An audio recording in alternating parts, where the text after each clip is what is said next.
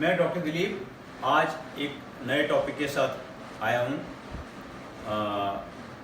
Newborn, नवजात शिशु जब हॉस्पिटल से खुशी खुशी उसको घर लाते हैं तो हमें अपने घर में क्या क्या चीज़ ध्यान रखना है। जो हमारे जो बच्चा है, प्रेशियस चाइल्ड है, बच्चा या बच्ची, उसको किसी प्रकार की दिक्कत ना हो। उसको हम लोग डेंजर साइंस बोलते हैं, डेंजर साइंस।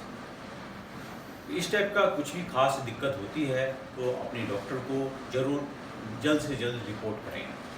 क्या क्या दिक्कत पे हमें डॉक्टर को बताना है।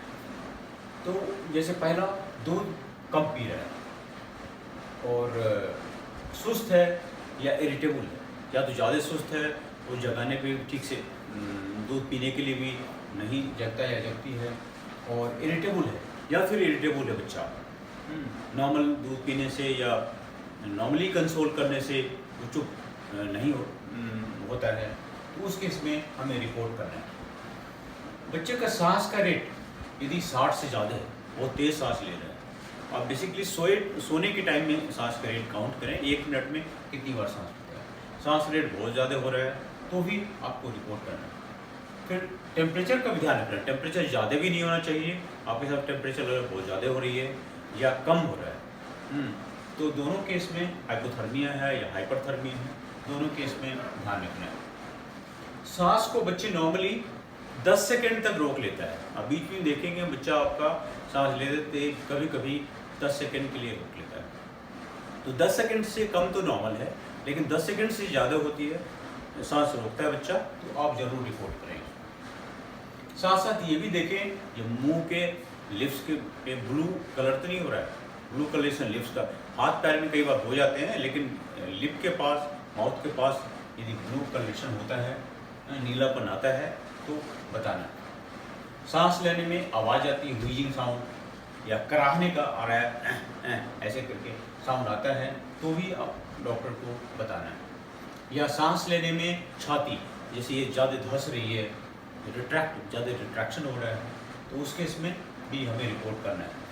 इसी तरह से अम्बिलिकल कॉर्ड, टून से ब्लीडिंग हो रही है या बदबू आ रहा है या कुछ निकल रहा है, तो हमें बताना है। इसी तरह कोई एबनॉर्मल बॉडी मूवमेंट हो, फॉर ट्विचिंग टाइप का हो, या कुछ और ऐसा लगे जो एबनॉर्मल मूवमेंट हो रहा है, नॉर्मल जो बच्चे का मूवमेंट नहीं एबनॉर्मल हो रहा है, या किसी कहीं का या फेस का ऐसे हो जाता है इस टाइप का, तो उस केस में हमें रिपोर्ट करना है। आँख या बॉडी का पार्ट या हाथ पैर कहीं भी आपको लगे ज़्यादा येलो कलरेशन है, तो उस केस में भी हमें बताना है। शुरू में जो बच्चा यूरिन पास करता है या स्टूल पास नॉर्मली 24-48 आवर में हो जाता है, वो तो आपको हॉस्पिटल में बता ही देंगे। लेकिन यदि घर पे आते हैं तो बच्चे को फ्रिक्वेंटली यूरिन और स्टूल यूरिन होना चाहिए। नॉर्मली बच्चे 4 से 6 घंटे में कम से कम यूरिन जरूर करे। वैसे तो 1 से 3 घंटे में कर देते हैं यूरिन, तो ऐसा कुछ होता है कि कम हो रहा है यूरिन, तो भी हमें रिपोर्ट करना है।